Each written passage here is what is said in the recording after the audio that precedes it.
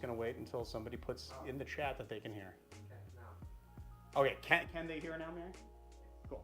Well, what's up, guys? Welcome back to the Educated Barfly. I'm going to repeat everything I just said because apparently the sound was having an issue. My name's Leandro Demon Riva. As you know, today I have two very...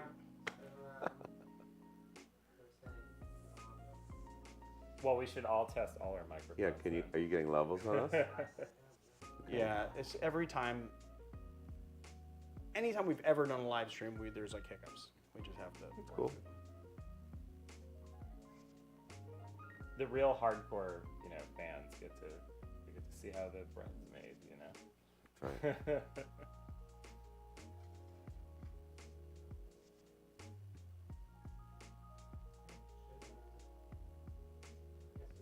Check. Okay, check. can we hear? Is that like an actual thing? You're gonna stop me halfway through the spiel again? You might enjoy Unclear. it. Unclear. Yeah.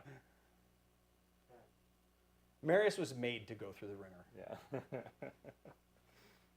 Good? Okay. What's up, guys? For the third time, welcome to the Educated Barfly and our live stream. We're very excited to be live streaming. We haven't done it since the pandemic, or right around there anyway. I have two very special guests with me today. I got Ben Schaffer here and also Garret Richard, who you may have seen on some of our videos recently. They have a newly published book, The Tropical Standard, which is amazing. We've made a couple of cocktails from it already, and it is amazing. And we're going to be talking kind of informally about that. At the end of the live stream, right before, like maybe 10 minutes before, I'm going to open up the floor to a Q&A, and Marius will read them to us, and these guys will answer. Yeah, I guess without further ado, guys, how are you doing today? It's great. Great to be in LA. It's great to be back here with you. Yeah. How's the book tour been going? Oh man, it's been exciting. Yeah. You work on this thing for 3 years in the dark, and then you wonder what's going to happen. But it's been very gratifying to see people get excited about it. Yeah, we were just in San Francisco, and we got to do events at some really historic bars. We were at Elixir, which is one of the oldest saloons in SF, Tommy's Mexican Restaurant, which I know y'all have talked about on the channel quite a bit, and that place is like a magical Disneyland of tequila and just really awesome people. And we also did Trader Vic's in Emeryville. So. Oh, right on. Yeah. We been meaning to get there, but we haven't gotten there yet. Yeah, it's a must. Yeah, because there's Trader Vic's are disappearing left and right, so hopefully that one doesn't go It's the anywhere. oldest one in the U.S. Oh, it is? Out of the two that remain. Yeah. Okay. Where's the other one? Atlanta. Atlanta. Okay. I've been to the one in Tokyo, which is pretty incredible. Which is still open. Yeah. But they just closed one in London, They right? closed London. Munich and London. Yeah. Munich and Tokyo are now actually the oldest ones left. They're from the 60s. Oh, okay. Coolest thing about Tokyo is it's like everything looks old but brand new, so it just feels like you just stepped into a time machine. Like it looks like it's like early 70s, late 60s, but like everything is clean and pristine. Yeah, it's really it's kind of mind-boggling to see that. Yeah. That juxtaposition, that's crazy. Let's talk about the Tropical Standard. I think for my money, this book is a groundbreaking work in the tropical drinks, realm or whatever. I've never seen anything like it. It really couples a lot of modernist techniques with kind of old school techniques to make something very original. I'd be very surprised if you guys don't get nominated for a Spirited Award this year. Hint, hint. Tell me how this book came together. Yeah, well, I think the concept of it is like you say, bringing those strands together, right? Yeah. So one foot in the past, one foot in the future. When you have an amazing cocktail in an American bar today, because of the craft cocktail revival, that's really happened because Dale DeGroff at the Rainbow Room in the '80s, dove back into Joe because of Joe Baum at Restaurant Associates said, hey, go out and get this book by Jerry Thomas, right? Right. And it all came from that, and we're still seeing the ripples from all the people who have been inspired by Dale, and then there was also an interest starting in the '90s with people like Jeff Beachbum Berry, who were researching into the tropical history and trying to make those drinks again. But I think the thing is that the first cocktail revival in America was tropical drinks in like the 30s. Okay. Yeah. Right? Yeah. Post-Prohibition, they were trying to bring back some of the flavors and styles that had been lost. So we're trying to create new stuff. And new stuff. So we're trying to bring those. They're kind of like they got separated at birth, but they should be back together. And then the third element is all the cutting edge culinary techniques right. from people like Dave Arnold and Don Lee that have, that Garret, of course, worked with at Existing Editions in New York.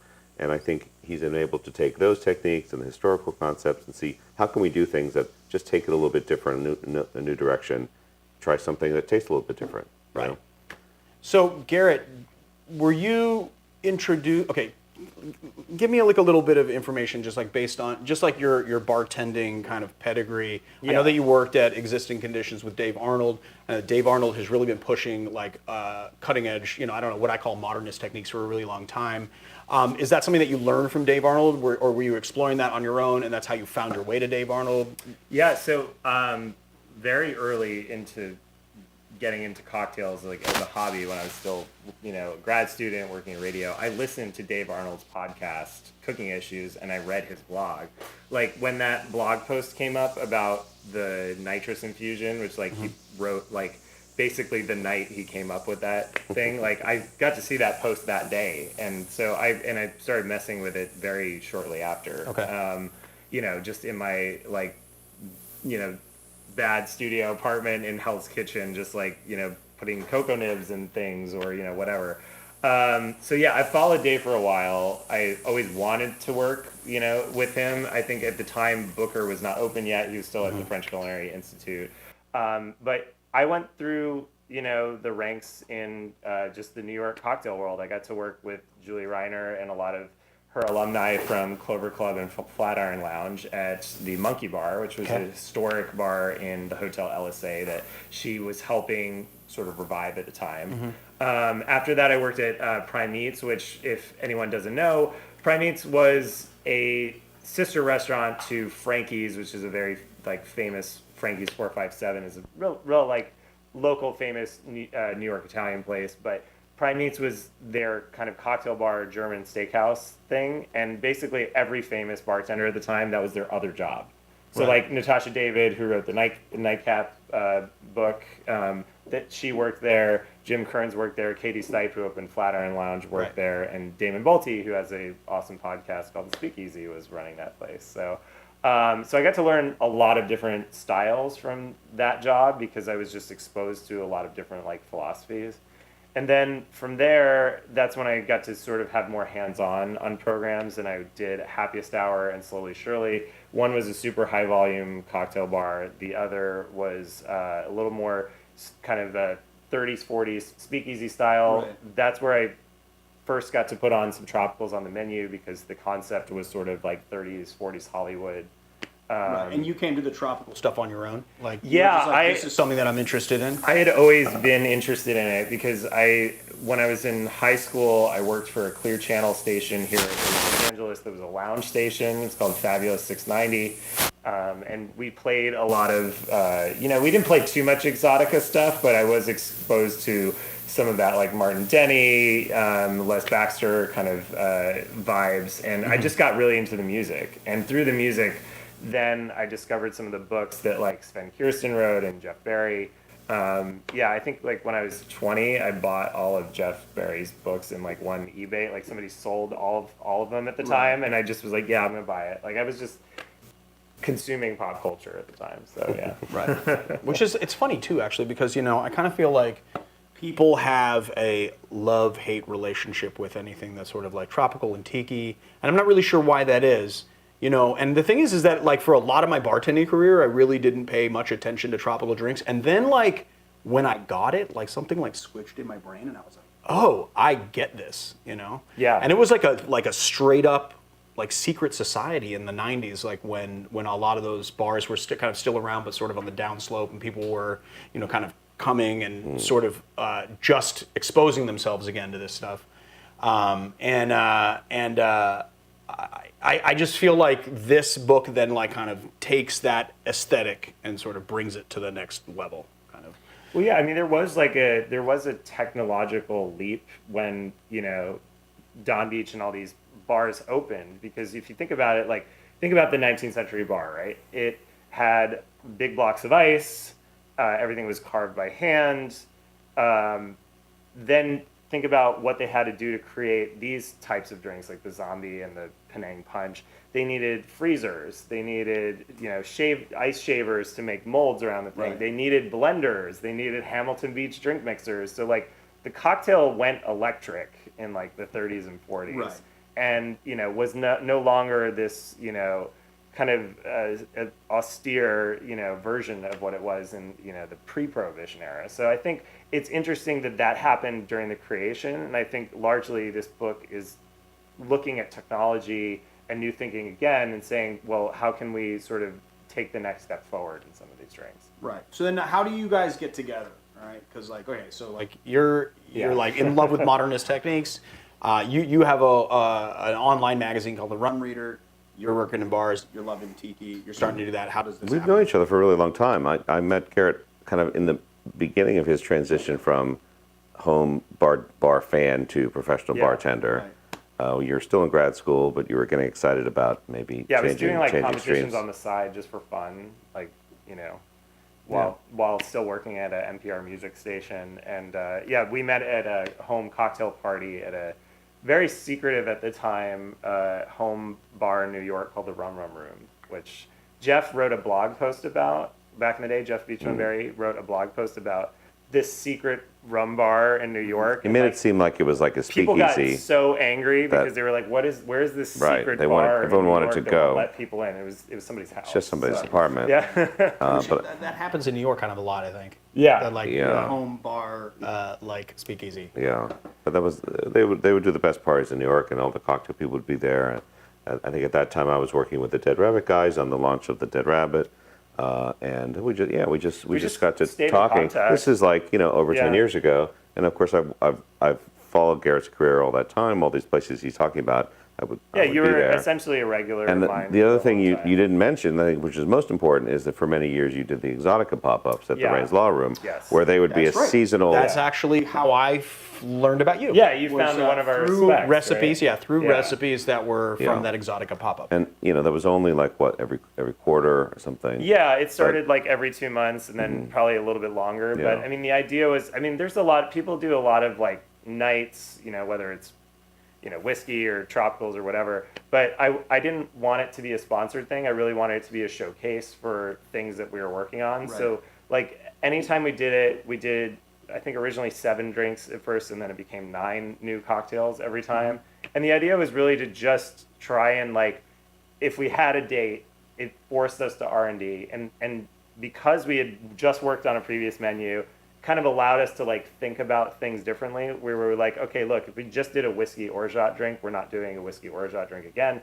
How do we use orgeat in a different context? How do we, what other technique haven't we used yet, or what thing have we not nailed yet? Like that was a lot of the philosophy in the R&D process of Exotica.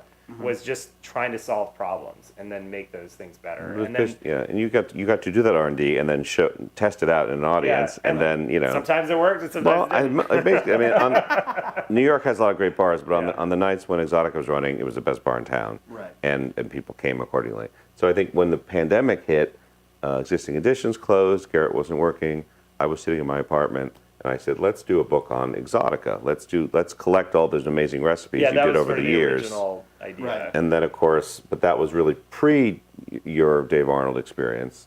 So Yeah, I think and we I had realized. already, like, just to not go crazy during the early days of the pandemic, I was actually going through my back catalog of recipes and being like, look, okay, now that I've gone through this training with Dave and Don, there's probably some things I could like retool and make better. So like I was already kind of doing that, and then we had this conversation, and I wrote like an outline of like, hey, these are all like the techniques I want to talk about. These are the drinks I want to talk about, and then we realized we had like a much bigger book on our hands than we thought. And that original outline, which is, so we started working on this in June 2020, which is almost 3 years ago, and I think that original outline is pretty close to what we ended up with. Yeah, there's not I too mean, many. some details changed, but Did you guys create any, like, did you R&D new cocktails Yes. for the book? Yeah. Yes. As opposed to, because I'm sure that, like, a lot of these are recipes that you had tried over the years. it's all new. Yeah. I mean, And then- almost nothing in here would have been the way you did it the last time you did it. No, but then Right. there were some drinks that were created specifically for the book, and it was Yes. kind of like the book Fill in the took gaps. the place of the Exotica pop-up, like where there were ideas I knew that eventually were going to go on those menus.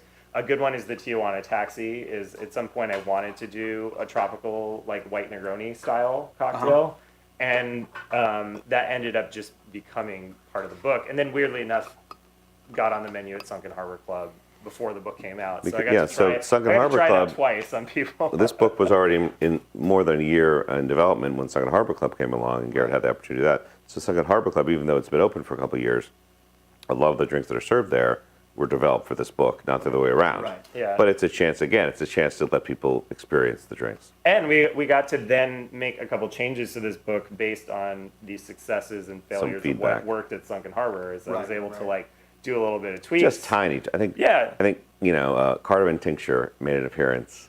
Right. But yeah. it was no, like it very was- small details. Nope, are we losing? We'll just pause for 1 second. Yeah. Switching out the audio packs. We can keep talking though. Yeah. No. Yeah. The opening team of Sunken Harbor sort of got to beta test a lot of these ideas, and then that's really the ultimate test is like, can it work in a home environment? Right. And then can it also work behind the bar? And then like going back and forth and seeing, Yeah. that was the real fun. Cool. But yeah. I won't let us lose momentum. Yeah. I think the sorry. idea is, a lot of books talk about recipes. I know people are recipe mongers. They want to know all the recipes. They want thousands of recipes. I think what's special about this and is interesting about this, and not only do you get to see Garret's process, but you're learning the techniques that Garret uses to think about drinks and to create drinks. Right. So we're not just saying, here's some of Garret's drinks, fine. What we're saying is, learn to be more like Garret, learn to be creative in creating drinks. We even give, we make suggestions like, now that you know how to do this, try it in a different Right. drink. And we don't give a spec for that What I because you also just do it. love about this book, though, as well, is that it's not just like, here's a bunch of drinks, here's how you do them. Right. Now go do them. Right. It's more like, here's a bunch of drinks, here's how to do them, here's why you're doing it that Oh, way. definitely. It right? has to be Yeah. why. So, and then you Yeah. and the whole thing about the educated barfly and when I started this is I started with classic cocktails because that's my forte. And my whole thing was like, it's not about recipes. This channel's not about recipes. It's about technique. Yeah. And it's about why you do the technique. Because Right. if you understand the why, Exactly. then you actually know how to do something as Exactly. opposed to just parroting what someone else It is It's doing. changes the way you think. It changes the way you think, It's right? sort of And it like, also yeah. opens Yeah. up a lot of possibility for you, as far as like what you can do. Like when I learned how to acid adjust from either you or Dave Arnold, Yeah. one of from it might have been from Liquid Intelligence, it might have been just from talking to you or watching videos or looking at stuff on the internet. And then just trying a daiquiri with like a pineapple daiquiri with Yeah, with the acid adjusted. Yeah, It, night like, night blew and my day. mind, Yeah. And it's such a yeah. simple thing, right? I think that's the best example of acid adjusting because it's a very powerful technique that will really change how a drink affects you. But all you're doing is adding a little citric acid, a little malic acid powder to juice. Right. That's it. Super it simple. takes like And as 20 long as you know seconds. the ratio, you're good. Right. Yeah. And I mean, I would argue that a lot of these techniques are like, even though some of them you need like, moderately expensive, There's a range gear of to different do it, right? Yeah. Like an things, Issy yeah. Whipper, for instance, like it only like if you're gonna rapid infuse something, it literally takes you 30 seconds to do it. There's a few things that you need to know about it and a little bit of know-how, but a lot of these techniques are actually pretty simple to execute. They don't take a long time. It's not like you're That's right. macerating things. Some of them actually exist to make those very long processes faster. Correct. yeah, like the oleosaccharum technique that we do in here, Right. it's wildly efficient because some of the oleo one started with its life at Happiest Hour, which was a crazy high volume bar, and it's like if it wasn't efficient, it wouldn't have been on the menu because it's Right. just we were going through so much. And some of these I've been able to sort of refine over the years and put my little spin on them, and I think the thought process that you were talking about of like, we're hoping that, people can like start to see the coding of recipes a little bit more of like, when we talk about bricks, the sugar content of things, when we talk about the acidity of something and even like the ice content of drinks, I hope that it allows people to look at recipes at large now and say, well, where's that information? Where's, Right. because it's really important to this, like, to how well a drink can be perceived, right? Right. And so for those of you guys that don't know what he's talking about, just to clarify, there is a tool that measures sweetness called a refractometer. It measures in what is called brix, B-R-I-X. And it is a way... Are you sitting on your mic? No. No. Is it blinking? I don't know. My phone is kind of next to it, but is it blinking? No, you're good. Yeah. Why? What's going on with the mic pad? I don't know. It's your magic mic voodoo. Oh yeah, I remember the mic Yes, voodoo. the mic's mic. Yeah. For some reason, I don't know if it's just like the Your kinetic energy. magnetic that- personality. It is. Yeah. I'm an X-Man, is what it really is. You have a and I have superpower a- of not being heard on microphones when That's you're right. doing a video. Yes, any pretty shit electrical superpower, current around yeah. me just drops dead, and it's been a problem with the mics. All right. Is it better? Are we good now. back? Did nobody hear what I just said? It kept All right. dropping. So Try what to we say were again. talking about, I just wanted to Yeah. clarify something that. Well, clarifying is a different process. That's a different. Yes, that is a different process. When you measure bricks, it is measured with a piece of equipment called a refractometer.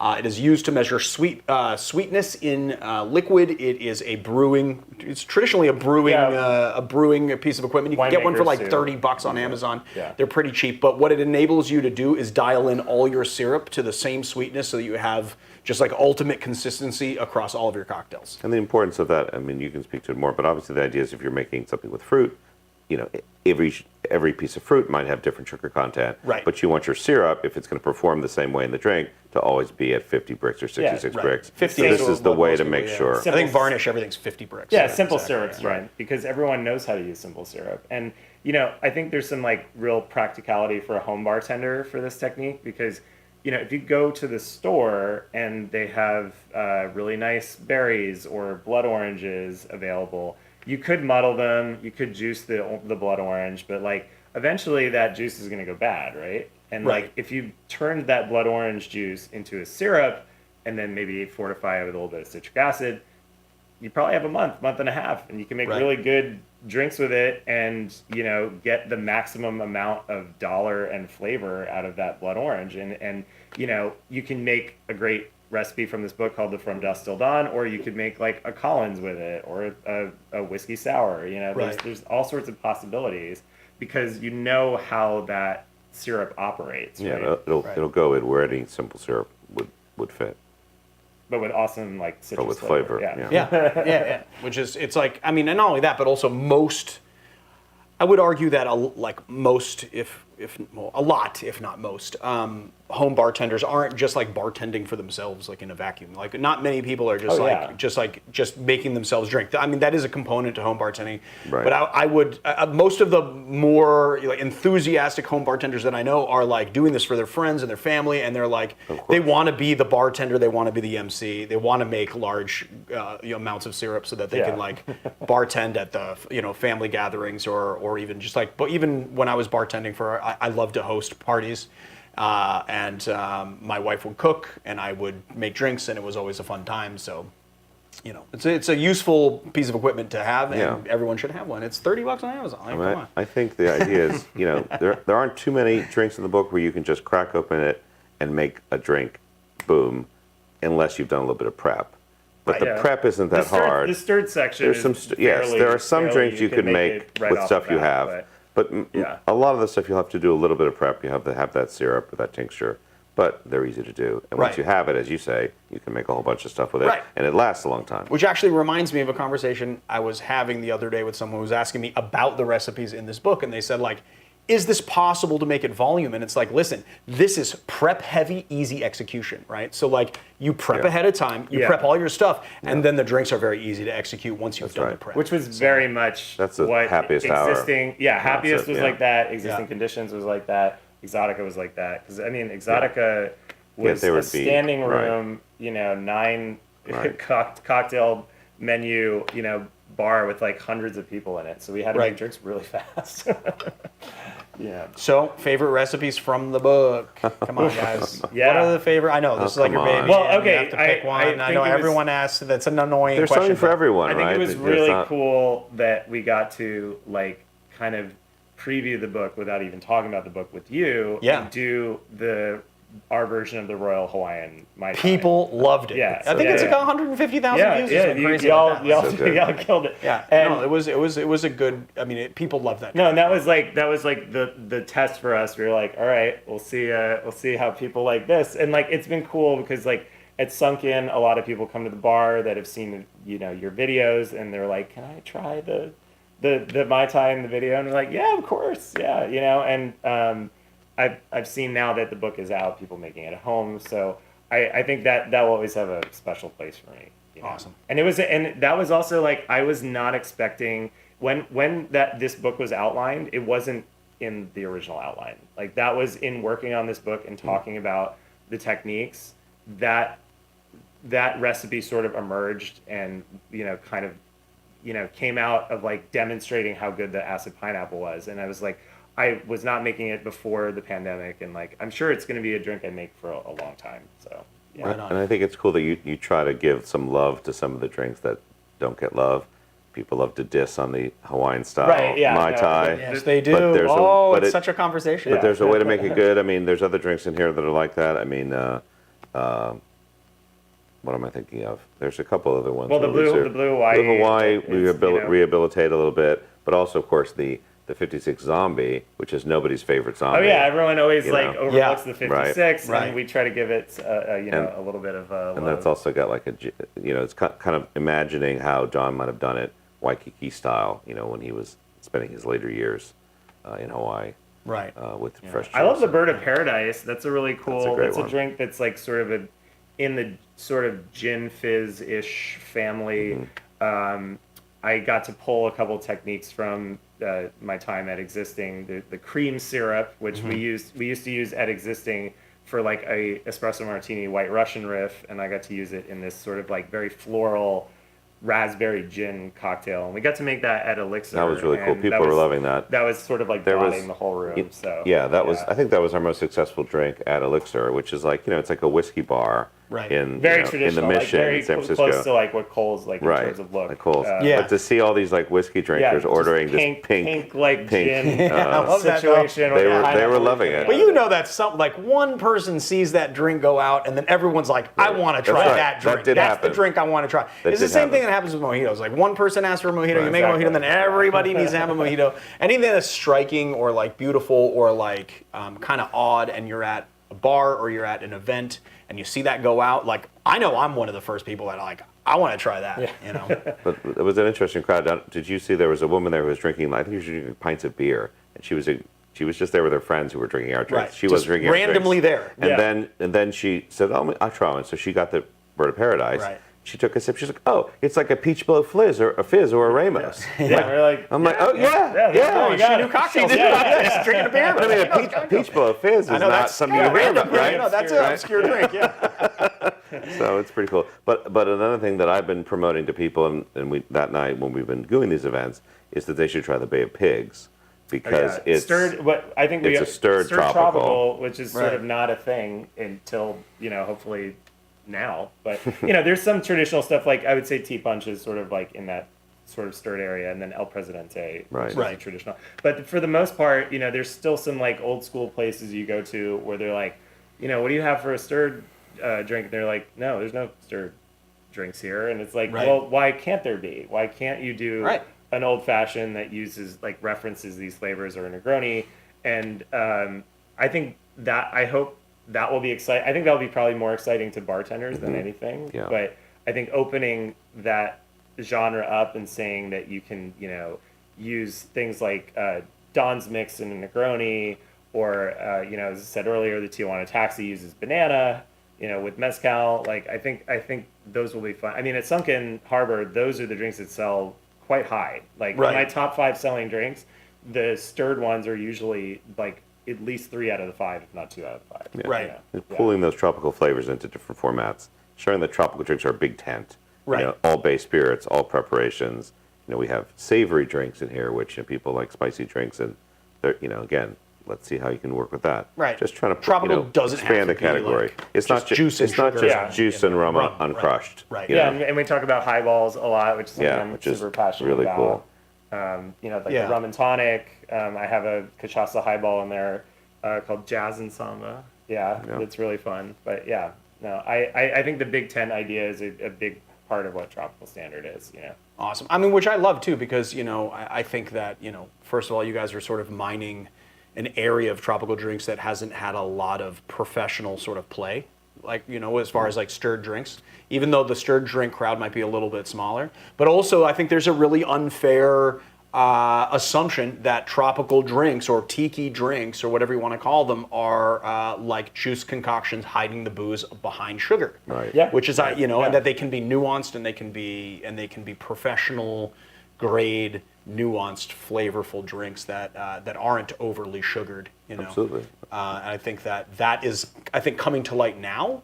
Kind of more so than it probably ever has. But I also think it's an unfair assumption. About those Absolutely. drinks, Yeah. Yeah, I mean, well, I think for me, tropical drinks has a Caribbean heritage. So we're talking about drinks that have been around for hundreds of years. It's not just what Vic and Don were doing in the 20th century, but they were inspired by Caribbean drinks that they experienced, which also come from like an Indian influence of punch. So there's so many steps to get to where we were in history. There's a lot of layers of time, and I think even in that general sense, there's also like very specific layers that sometimes we reference, like we'll pull things from like the swamp fire, is that cocktail is very much inspired by the swamp water, which was a 70s chartreuse cocktail, but we also show that the structure of the way I built it very much references the Blue Hawaii. And then we go through like all these sort of like different threads that happen, because like drinks don't really exist in a vacuum. There's always something that it's inspired by, or that there's just a thought process that maybe is older that it's building on. Right. Cool. So you guys are on tour. You're in LA. Yeah. How many more stops are you doing? Oh my God, we have so many things. So we're here for the week. Yeah. We'll be at Death and Co. After Memorial Day. So I'll be there on Tuesday. Tuesday. Great. I'll be there Well, Tuesday. I don't. We 100%. might. Did you RSVP? Because it's pretty full, but we'll get you in. Well, But I yeah. will I think talk he has to the. friends Tuesday, at high you place. talk to somebody. I'll talk to Fair enough. somebody. Fair enough. But I'll go RSVP All right, just no. in case. All right, no, you're in. But there actually is no RSVPs. It's welcome for everybody. No. Only you had to RSVP. Oh, just me. Yeah. But yeah, so Tuesday night at Death and Co. in LA, we're gonna have a little book launch party. They're gonna make some drinks from the book, special menu. Garrett and I will be there. But then, depending on how you want to interact with Garrett, you have another option, which is that Wednesday and Thursday he'll be behind the bar making the drinks those are the himself. days you can harass me. So, Oh, maybe I'll come Wednesday or Thursday. Right? Yeah, there you go. Yeah, Maybe I'll come exactly, Wednesday yeah. or Thursday too.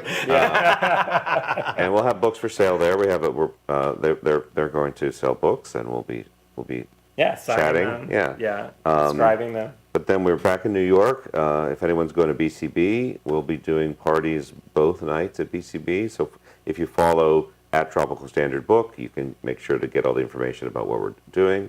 We'll be in Chicago in June. We're going to be at Tales. We're gonna Nice. be Yeah, so we're doing. Denver, Miami. We have a lot of things happening. Yeah. Great, good. Yeah. And you guys have no excuses, and you have to show up to one or two of We're these trying to events. come to as many places as we Yeah. can. Right. I'm hoping that's. I'm hoping to get to Tales maybe this year. You Maybe, should. possibly. Yeah, you should. Yeah. You should. You should definitely be there. I mean, Cool. maybe we'll make a thing there. Make a drink. All right. Shall we open the floor for questions? Yeah, great. Marius, we're going to open the floor for questions, so we need you to parrot them back to us when you can. Yeah. See if I have a mic that works. All right, we have George Brennan asks least favorite cocktail or class of cocktails. Oh, that's a good question. Least favorite cocktail. Or class of cocktails. Right. I can say one that I don't get consistently. Like, it's not good consistently, but I did have a really good version of it in SF. I haven't had many good fog cutters, and I want the drink to be good. Yeah. But I had such a good one at wow. Comstock Saloon. Johnny free poured A fog cutter, which is not easy. Not easy. All those different things. And he nailed so it. brilliant. Yeah, Johnny Wow. is one of the owners Yeah. of Comstock. So brilliant. Yeah, it was so solid. But most of the time it tastes like spiked orange juice with maybe like a little bit of gin and like a little bit of sherry, and it's just kind of sad. Right. The one we have in the book is sort of a different version that Yeah. uses cherry, not sherry, and that's based on a style that's very prevalent in Los Angeles in the '60s that Tony Ramos did. But yeah, I would say fog cutter for me. That's a good call. I'm going to decline to answer that. I'm not going to answer it either because the big thing that everyone always says is that every single time I make a video or something and I taste a cocktail, even if there's a cocktail I haven't had before, I always say I like it, which I like a lot of cocktails. I don't even think I can think of a class of cocktail that It's more that I want to like the cocktail. I've had many bad cocktails in my Right. life. Anything but, can you be know, good or bad. Yeah. Right, Yeah. depending, right? Yeah, I just get, it's like Charlie Brown in the football. Like every time I'm like, I'm going to order it, it's going to be good. Except for that one. We didn't even order it. Somebody just brought it up in conversation and he was like, oh yeah, I'm going to make you one. And it was somebody next to us and you ordered it. Like I was going to pass and he just nailed it. So Yeah, he really nailed it. Yeah. Comstock Saloon is a must visit. If Yeah, you're it was in down the San street from Francisco. our hotel too, so very dangerous. But. Spike asks, what's your favorite classic tiki bar? Ooh, Spike is here. Oh, hi. Hello, Spike. I don't know, does Spike's Bar count as a tiki classic, maybe? I missed the Mai Kai. I can't wait till it the comes Mai back. Kai is, That our thoughts are with you, Mai Kai. Yeah, and then I go to Tiki T a lot because my folks live in Encino. So, I mean, both bars have so much inspiration in this book. They have their own little sections. But then there's other stuff that's like scattered throughout the book as well. Yeah, those really, like, when I was thinking about what my style would be, what I cared about, I sat down at both of those bars and just took notes and looked at the way they did things. I was lucky enough to go backstage several times at the Mai Kai and look at their bar setup, because for anyone that doesn't know, the Mai Kai, their bar is the old school model where they make all their drinks basically in a kitchen, Right. and then there's somebody serving you at the bar, but you don't see that process. So it was really cool. Like, I have photos of like the bar station, how everything was set up. So yeah, very influential for me, and I miss it. I'm hoping we get to Tiki T while we're here. I've never been to the Tiki T. Oh, you gotta go. So You have to. we have to go. We tried to go last night. Our plane was late. Our plane so we was couldn't 5 do it. hours late, which the main casualty of that was going to the Tiki T. But we're going to try to go while we're here. But I think at the end of the book there is a little section, as you know, where we kind of go into some of these classic bars. We talk about Mariano Liquidini and his influence in Ray Buin and Harry Yee. Yeah. And we talk. They're like tribute. Even though recipes, their influences throughout the book, we really focused on like what they did and why it was important. Right. So I think you can't. The fact that we still have the Mai Kai and the Tiki T doing things today the way they did them then is so crucial, right? Right. It helped us understand. And Tiki T's still, I mean, it's family owned still. Right. Yeah. It's Correct. like the same And so- family, so passing down. Yeah. And when I first started, I really wanted to know like how to do flash blending, and really in New York, it was, blenders in general were very looked down upon when I was starting as a bartender. So I would just sit there and watch them like use the machine during service, like, and be like, okay, this is what they're doing. Like, Right. this is this is how they build 2 drinks in it. And yeah, it was very helpful. Right. And speaking of the Tiki T, one of my favorites, the Raised Mistake. Yeah, It's exactly. really good. Yeah. I like it a Garret lot. has some thoughts about that in the book. Yeah, We're gonna- not saying it's their recipe. No, it's a tribute but it's to what they do. Thinking Right. about Yeah. the flavors of that Yeah, recipe. that was also made the Raised Mystique, which is in this book, was made mid-pandemic, and it was mostly because I was angry I couldn't go to that bar. I was kind of angry too. Although there was a few events that I got to go to, and I bought some swag from them to help them through the pandemic that's because good. they were having a rough Yeah. time. Yeah. But But the I pins, just the lapel pins are cool. oh those are cool. Yeah. I just I could not, like, if they closed, I don't know what I would do because I love that yeah. bar so much. Yeah. Let's not even think about that. Next one up, we What got types of rum should someone buy to make the most of the book? Yeah, it's every type of rum. Well, I don't know, start a collection. so the rum that's the most common in this, I think, is Karuba. I think Karuba is in a lot of recipes.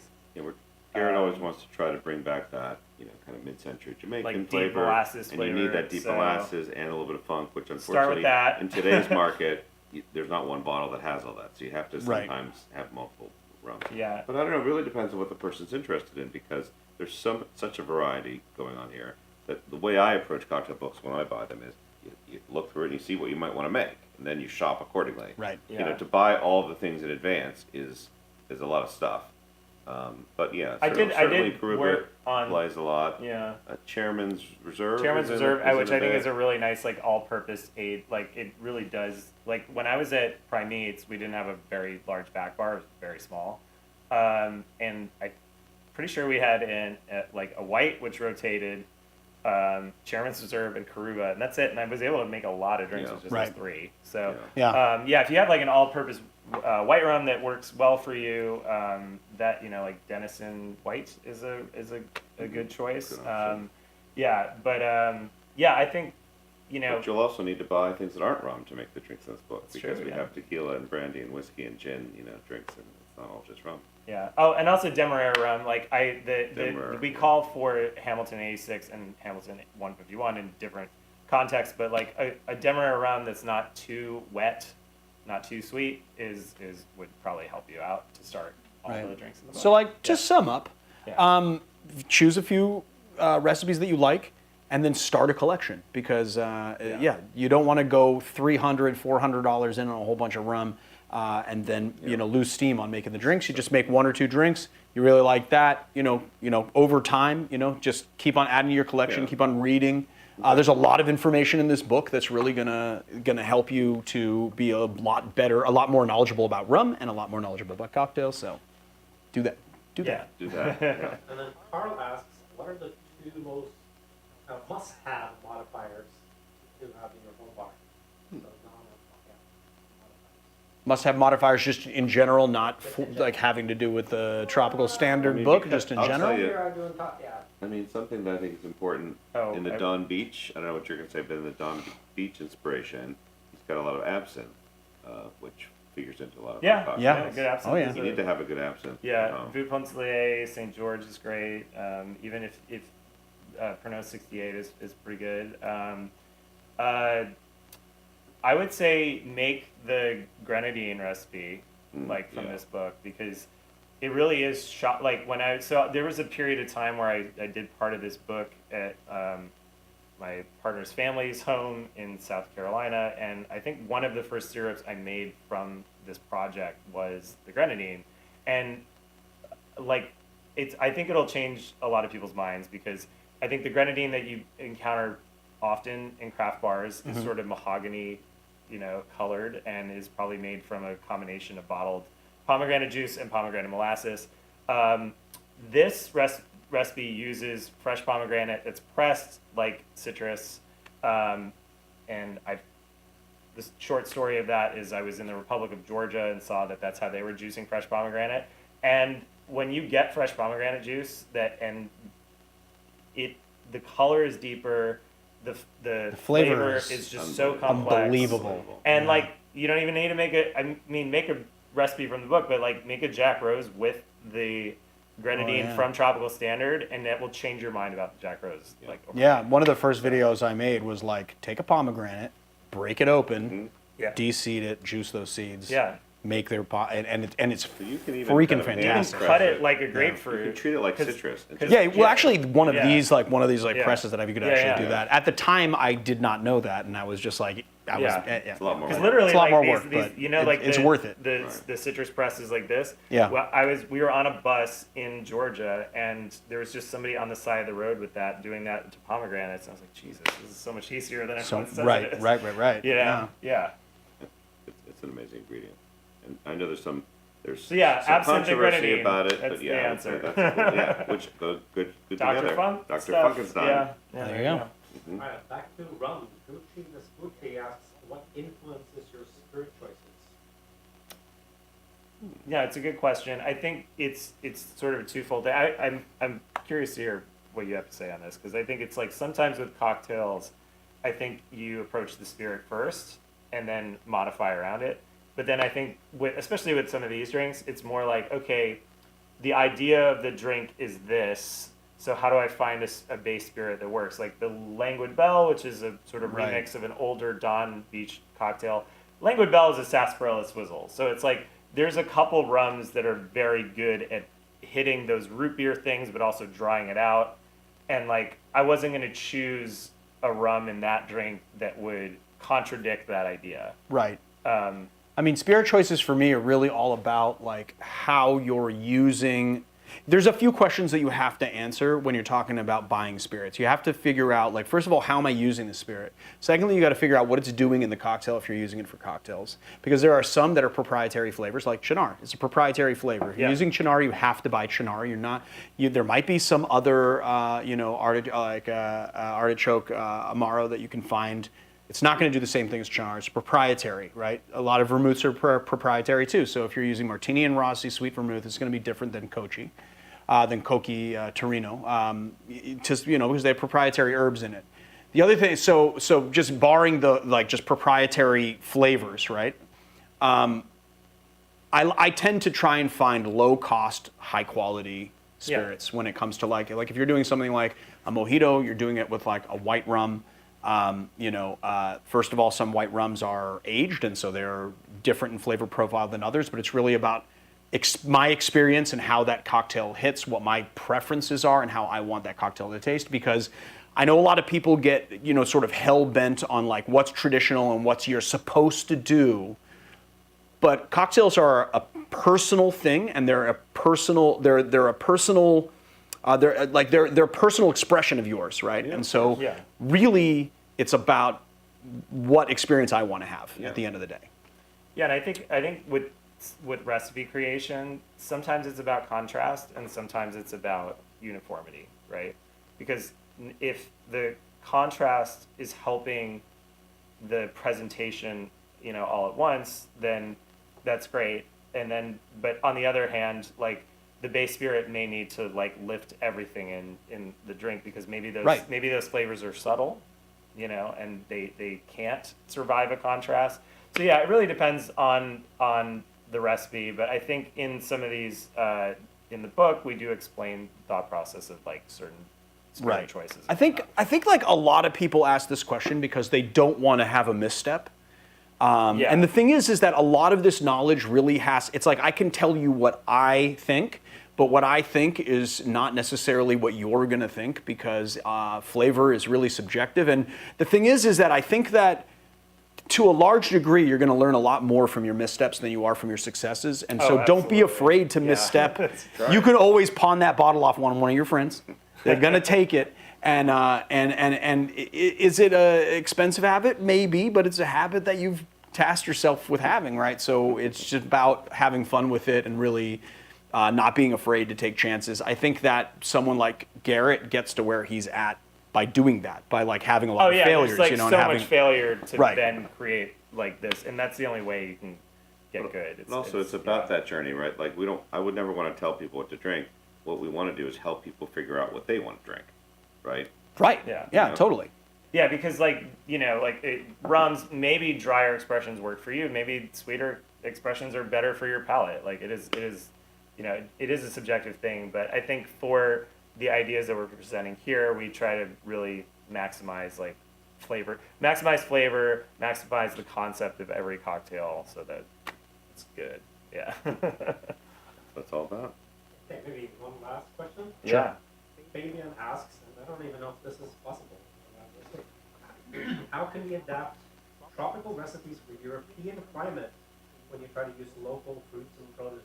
Ooh, that's not a question I can answer. Take it away, guys. Any particular produce in mind? I mean, a couple things. So the sugar adjusting formula in the book, we're talking about the refractometer, that you can take anything, produce, coconut water, what have you, and turn it into a syrup. So that's one thing you can do. The other thing would be, so you would have to know, if it's local citrus, maybe what the acidity is of those citrus in a very broad sense, and then you could then compare it to some of the notes that we have in the acid adjusting chapter. So I would say try to find the titratable acidity, that's the correct term, of some of those local citrus fruit, and then try the sugar adjusting with any of your local produce, because it's going to work and it's going to be great. And if we have any Swedish viewers, I think somebody needs to make a cloudberry syrup, because that is a delicious and hard to find in the U.S. Yeah. There's actually a lot of stuff Cloudberry liqueur here. hard to find. Oh, we do? Do we have I one? have it in the Yeah, you room. want to like? Yeah, we do. Yeah, he brings everything back from Europe. We bring a lot back from Europe every year. Yeah, Marius will go amazing. to Norway and Well, he'll his bring back a lot mom of bottles. has a My mother cloudberry liqueur. has this my mother has Yeah. a bottle of cloudberry liqueur that's been in her refrigerator for 30 years, and really at this point it just tastes like simple syrup. Right. You know, everything- Because the alcohol is all but flashed she off has at so this many point. great memories of how it tastes that she hangs on to it. Yeah, I mean, and the thing is that like, the tricky part about this is like making tropical cocktails with like things in Northern Europe might be a little bit difficult. Like if you can't get a pineapple, it's going to be very hard to synthesize pineapple flavor Right, from. right. Well, sea from, buckthorn you know. is pretty tropical, like in flavor, and that's Yeah, that's but- Yeah, you'd have to. yeah. As Garrett's saying, the techniques would work with whatever fruit you wanted to. Right, try. Yeah, I guess don't be literal about the like recipes. Be more like into the techniques because they'll be adaptable to your various. And we do produce and actually have whatnot. a surprising number. I think it's like 2 numbers of drinks recipes that are specifically Scandinavian influenced. Oh yeah, we have a coconut cocktail that uses a dill aquavit. Based on Jeff Berry's coconut, but that kind of we take it in a dill cucumber direction, which is really Right. fun. Yeah. And there's like the wormwood schnapps. Oh, best. Yeah, Yeah. Best. Ooh, hey, Marius, why don't we break out some Gamel Dance and we'll have these guys take a shot. We'll all take a shot at Gamel Dance live here Nice. Yeah. on the. I mean, Oh, we have is that the Cloudberry? no, this is the Nielsen's bitters, which is also should be a Gamel Dance style. Oh yeah, Gamel Dance is. I don't know that one. It's. Have you guys had Gamel No, Dance? Oh, it's no. the first time. All right, should we be worried? We need a shot glass, which is behind you in that cabinet. Hold on one second. Let me just. No, oh, it's behind this. You in this cabinet. Sorry. I'm like, yeah, no. The Gamel Dance. We got a big bottle of it because you got a big bottle last time. I want like I want real time reactions from you guys. Yeah, but, no confirmation that we should be worried, by the way. Yeah. Just saying that. No. You should definitely be worried. 100%. You should be worried. Just below our palate for the rest of the day. Hopefully not for the rest of the day, but blow your palate for the next half hour. Maybe. All right, Maybe yeah. we'll see. I'm interested We in. are going to lunch after this. The first time that I had this, I had a very visceral reaction, and I had a very visceral reaction. Yeah, And I'm just really curious because I'm really curious to get your okay. take on it. Yeah. No, maybe this is Maybe it'll be Hey the new Marius, I think it's recipe. actually it's probably like in the liqueur section. I don't think it's up there in the European, Yeah, I'm just looking for that. the Cloudberry thing. Cloudberry would be cool. This could be the tradition, like the end of the interview tradition for you. It's like It this. should be. I really want to do a takeoff, like a spoof, a satire on Hot Ones, and have one called Drunk Ones, where we just interview somebody over shots. Here's the Cloudberry. Cool. Oh wow. Oh, fun. Here, let me pull out a glass, and Yeah. you guys can taste it. It's in my bag. You should taste that first, before the Gamel Dance. Well, I still can't taste. Yeah. While you still can Yeah, taste apparently. it. Cool. This has turned into a very different. Well, let's just do Kind the of discussion. Nielsen's and we'll try that. Okay. Oh, you want to do the Nielsen's because you want to look at the Gamel? You don't look for the Gamel Dance? All right, fine. Is there another quick? I've never had the Nielsen's, so. I think it's similar here. So Oh, there's the Gamel Dance. Oh, yes. Okay, Gamel Dance. Yeah, Here it's we an go. ominous label. It's you'll see. I'm very interested to get your take on this, guys. All right. We'll do a little. It's just acting. It's just acting. It is actually. Healthy pour. Okay. Let's try this Cloudberry though first. Yeah. Cloudberry. Cloud. So you had to bring this back from Sweden, Norway. Norway. It smells really good. Oh yeah. Interesting, right? Yeah, very interesting. Yeah. Something with that. I kind of like it because it has like the nose of like a Slivovitz, but then it has like a much more pleasant like profile. It's like a Slivovitz Fashionola. Right. Yeah, It kind of. really is like a hybrid of It the definitely two. has like I don't know. I can like detect some kind of like peel and a little bit bitterness on the Yeah. finish, and it has sort of a fortified wine sort of vibe to it. Yeah, fortified wine like white peach kind of. Yeah. White Yeah. peach is a good call. Yeah. Yeah. Well, That's we have- good. We have this. I mean, again, we've been influenced by Dale DeGroff Here, and I'll Dave switch with Arnold, you. but this one's influenced by my mother. So Yeah. So. Right a on. lot of influence. I like it, yeah. influences. Yeah. Okay. All right. Guys, Yeah, thanks so there we much go. for having us. Cheers. Thank you guys for coming Yeah, on. Yeah. I will see you guys on Tuesday and then possibly, hopefully, Yeah. Wednesday or Thursday as well. To tropical standard. To Tropical Yeah. Standard. There you go. Ready? All right, whole thing.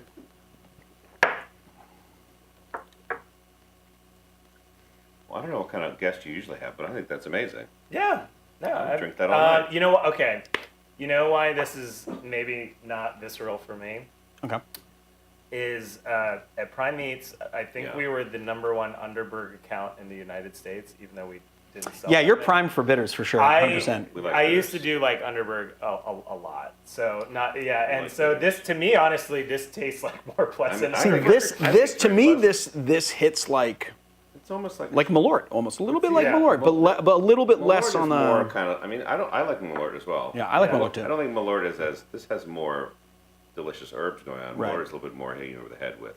Well, Like Malort is wormwood very with singular. wormwood. Get the one yeah, wormwood, it's yeah. Exactly. Yeah. But yeah, no, Well, if good. anything, oh man, It's like we a could do Malort chartreuse. You know, full- it's a little bit more full nuanced. circle moment. Yes, when I first tasted this, Could be it same. tasted to me like Malort, like on crack. Yeah. But yeah. since then, I have acquired I have acquired a taste for good. it. You know what That's you really need to good. do, and this will then create the full circle moment. Is you need to make an iceberg with it. Oh yes, Yeah, definitely. there you go. What's this to compare? I mean, we can, yeah, sure. Why not? We're in. You'd have to rename it though. It can't be iceberg. 'Cause, Right. We went from tropical to straight on Bitters, yeah. Scandinavian.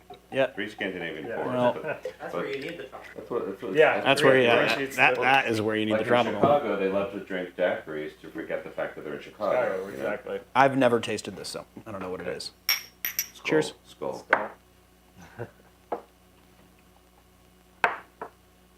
It's nice too. That's nice too. I know yeah. what he's doing is they're gonna ask more questions and we're more honest. So yeah, Yeah, I know exactly. What We're gonna do that drunk ones idea right now. yeah, right? yeah, we're gonna Yeah. test it right now.